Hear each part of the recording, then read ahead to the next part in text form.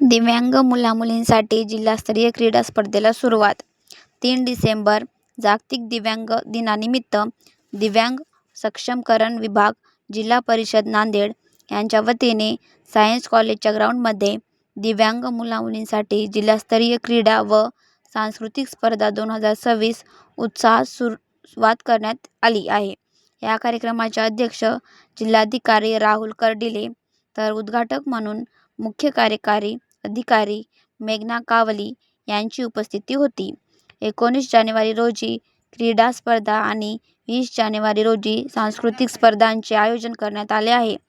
दिव्यांगांच्या कलागुणांचा व्यासपीठ देणारा हा उपक्रम नक्कीच प्रेरणादायी ठरणार आहे.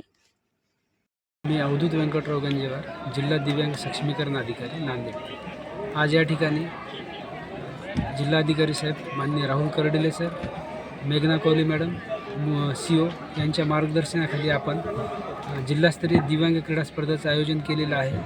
तसेच उद्या दिनांक 20 जानेवारी 26 रोजी सांस्कृतिक कार्यक्रम हे शंकरराव चव्हाण प्रेक्षागृह येथे होणार आहेत.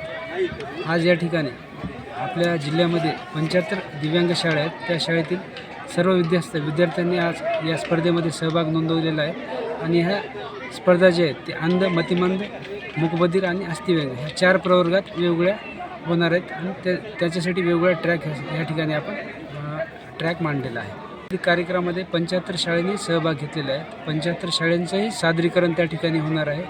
देशभक्तीपर असो किंवा इतर सगळ्या शाळांचे विविध आपले सादरीकरण आहेत. तुमच्या माध्यमातून, आपल्या माध्यमातून एक विनंती आहे की नांदेडच्या नागरिकांनी उद्याच्या सांस्कृतिक कार्यक्रमाचा आनंद घ्या. सुरू होणार 10 ते संध्याकाळी 7 पर्यंत हे सांस्कृतिक कार्यक्रमाचं आयोजन शंकरराव चव्हाण सभागृह नांदेड येथे करण्यात आलेलं आहे.